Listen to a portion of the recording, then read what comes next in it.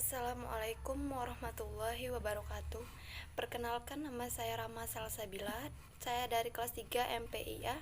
Di sini saya akan mempresentasikan hasil tugas saya dengan mata kuliah Filsafat Pendidikan dengan dosen pengampu Bapak Dr. Amiruddin SPDI MPDI dengan judul Konsepsi Filsafat Pendidikan, Pragmatisme dan Eksistensialisme.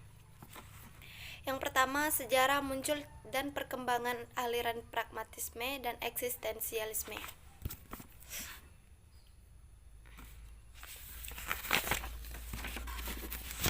Sejarah aliran pragmatisme. Pragmatisme merupakan aliran pemikiran yang lahir di Amerika era 1870-an. Aliran ini sangat berkembang di Amerika Serikat. Sebelumnya berkembang di Amerika Serikat, sempat juga berkembang ke Inggris, Prancis, dan Jerman. William James adalah orang yang memperkenalkan gagasan-gagasan dan dari aliran ini ke seluruh dunia. William James dikenal juga secara luas dalam bidang psikologi.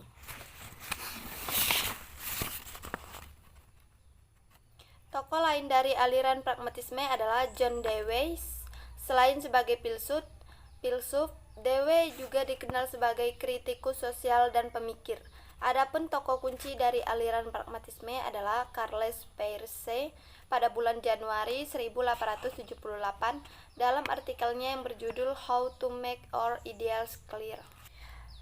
Aliran filsafat ini muncul ke permukaan selama 100 tahun terakhir dan dikaitkan dengan nama-nama berikut: Charles Sanders Peirce, William James, dan John Dewey. Filsafat-filsafat tradisional bersifat statis dan cenderung melihat segala sesuatu sebagaimana adanya. Adanya perubahan yang tak terduga setelah revolusi industri muncul dengan cepat. Industrialisasi, urbanisasi, dan migrasi penduduk secara besar-besaran merupakan faktor sentral dalam alam kehidupan bangsa Amerika. Perubahan menjadi ciri sentral dari eksistensi manusia. Berikutnya, sejarah aliran eksistensialisme. Eksistensialisme adalah aliran filsafat yang pahamnya berpusat pada manusia individu yang bertanggung jawab atas kemauannya, yang bebaslah tanpa memikirkan secara mendalam mana yang benar dan mana yang salah. Sebenarnya bukan tidak mengetahui mana yang benar dan mana yang tidak benar, tetapi seorang eksistensialis sadar bahwa kebenaran bersifat relatif dan karenanya masing-masing individu bebas menentukan sesuatu yang menurutnya benar. Eksistensialisme adalah salah satu aliran besar dalam filsafat, khususnya tradisi filsafat barat. Eksistensialisme mempersoalkan keberadaan manusia, dan keberadaan itu dihadirkan lewat kebebasan. Pertanyaan utama yang berhubungan dengan eksistensialisme adalah selalu soal kebebasan. Eksistensialisme muncul didorong oleh situasi keadaan dunia, khususnya Eropa Barat, tidak menentu. Rasa takut berkecamuk terutama terhadap ancaman perang. Tingkah laku manusia telah menimbulkan krisis kebenaran. Kebencian merajalela. Agama di Eropa dianggap tidak mampu memberikan makna dalam kehidupan. Manusia menjadi sosok gelisah yang eksistensinya terancam oleh perbuatannya atau ulahnya sendiri. Oleh karenanya, manusia benar-benar mengalami krisis. Aliran eksistensialisme muncul pada abad ke-19 bertepatan dengan melemahnya aliran optimisme positif. Semenjak Perang Dunia, terdapat beberapa bukti tentang malaise atau tidak nyaman di dunia barat. Beberapa pendapat muncul mengenai suatu tren dalam sekelompok masyarakat yang bekerja tetapi justru mengurangi kepribadian bahkan merendahkan individu. Muncullah sikap krisis sebagai wujud usaha manusia dalam menghadapi dampak dari produksi dan konsumsi massal yang diakibatkan oleh revolusi industri dan teknologi. Berikutnya, saya akan menjelaskan pemikiran tokoh-tokoh aliran pragmatisme. 1. Charles Sanders Peirce. Dalam konsepnya, Peirce menyatakan bahwa sesuatu dikatakan berpengaruh bila memang memuat hasil yang praktis. Ia juga mengatakan bahwa pragmatisme sebenarnya bukan suatu filsafat, bukan metafisika dan bukan teori kebenaran, melainkan suatu teknik untuk membantu manusia dalam memecahkan masalah. Dari kedua pernyataan itu, tampak Peirce ingin menegaskan bahwa pragmatisme tidak hanya ilmu yang bersifat teori dan dipelajari hanya untuk berfilsafat serta mencari kebenaran. Juga bukan metafisika karena tidak pernah memikirkan hakikat di balik realitas. Tetapi konsep pragmatisme lebih cenderung pada tatanan ilmu praktis untuk membantu persoalan yang dihadapi manusia. 2. William James. Menurut William, pragmatisme adalah realitas sebagaimana yang kita ketahui, dan menurut pendapatnya, pragmatisme adalah filsafat praktis karena ia memberikan kontrol untuk bertindak bagi kebutuhan, harapan dan keyakinan manusia untuk sebagian dari masa depannya. 3. John Dewey. John Dewey mengatakan bahwa tugas filsafat adalah memberikan pengarahan bagi perbuatan nyata. Dewey suka menyebut sistemnya dengan istilah instrumentalisme. Dalam teori intinya, Dewey mengembangkan filsafat sebagai berikut. Situasi dikelilingi kita itu sebagai pengalaman pertama merupakan situasi indeterminat.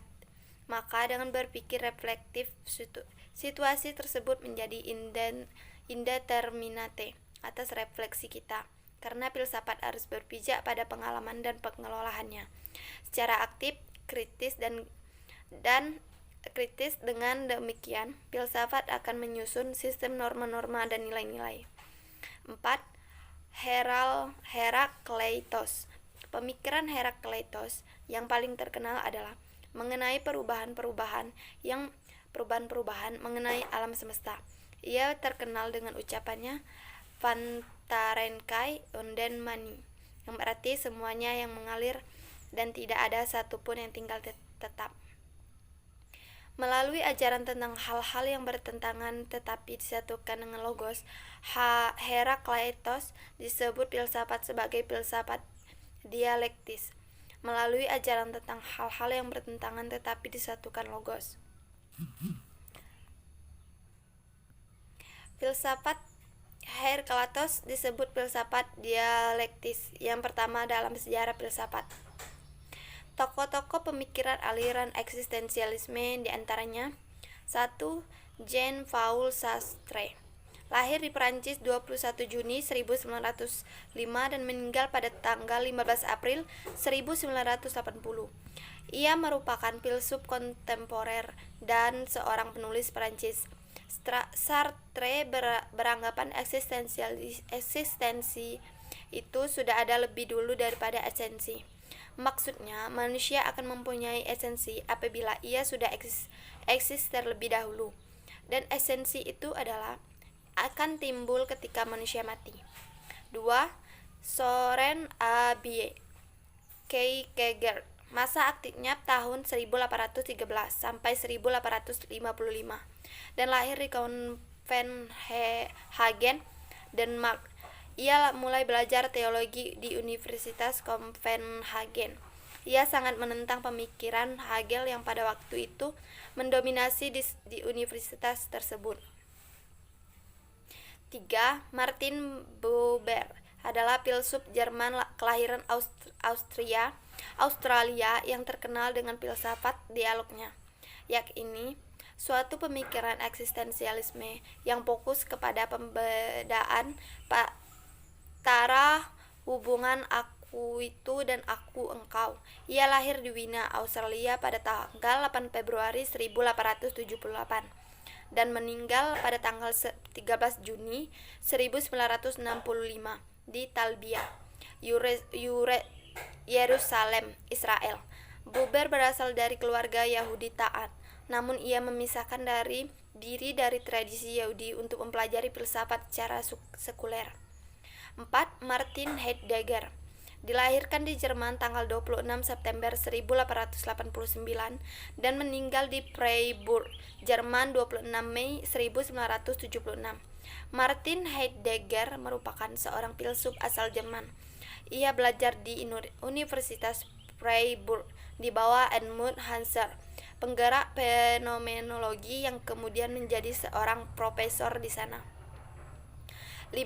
Karl Jaspers, lahir tahun 1883 sampai 1969. Jaspers adalah filsuf eksistensialisme dari Jerman. Awal mulanya Jaspers bekerja sebagai psikiater, namun pada tahun 1921 ia mulai bekerja menjadi dosen filsafat di Heidelberg. 6. Gabriel Marcel, dilahirkan pada tanggal 7 Desember 1889, Paris, Prancis. Ia seorang kritikus musik, pengarang drama, filsuf Prancis, dan tokoh terkenal eksistensialisme Kristen.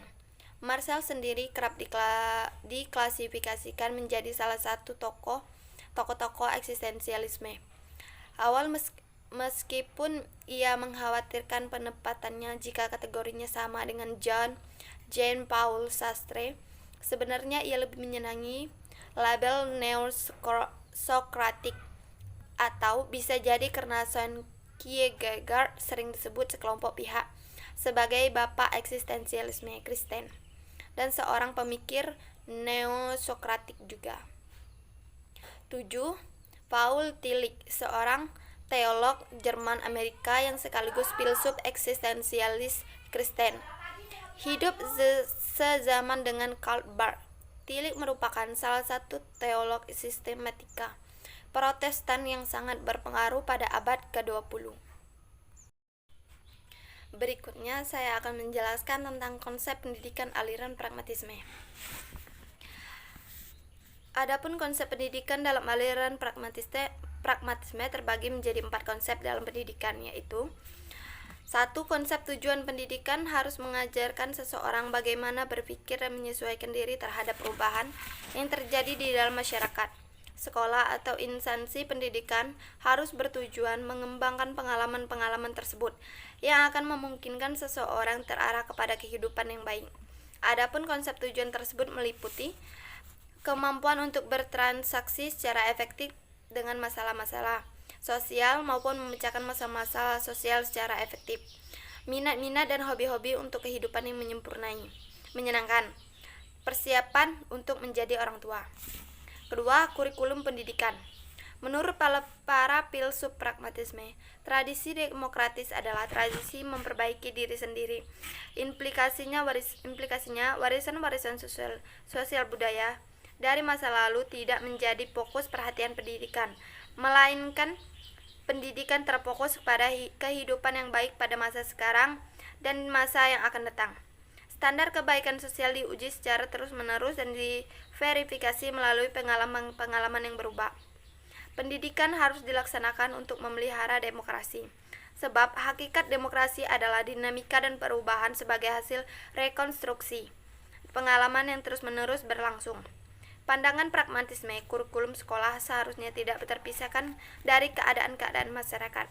Materi pelajaran adalah alat untuk memecahkan masalah-masalah peradaban yang baik.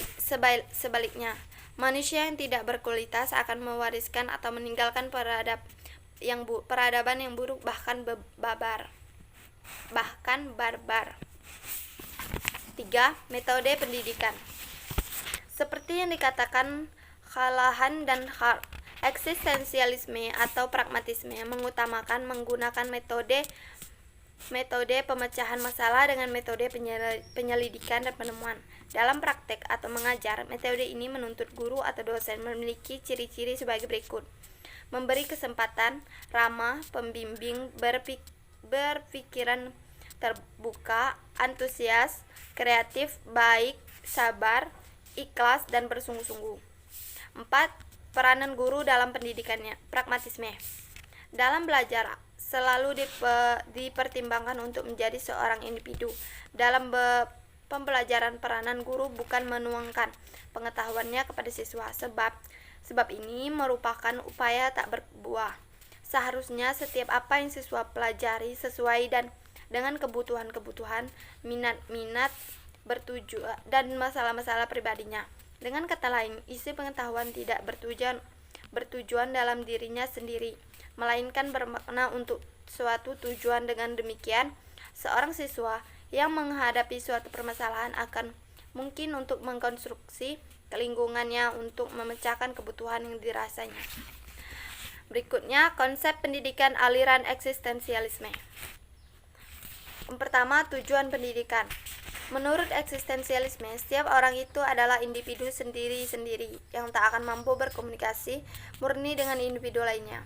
Oleh sebab itu, tujuan pendidikan dalam pandangan eksistensialisme adalah menumpuk kemampuan individu menjadi diri sendiri yang sebaik-baiknya walaupun tak mungkin terbina hubungan murni dalam komunikasi sesama manusia, dan untuk mendorong setiap individu agar mampu mengembangkan semua potensinya untuk pemenuhan diri, serta memberikan bekal pengalaman yang luas dan komprehensif dalam semua bentuk kehidupan.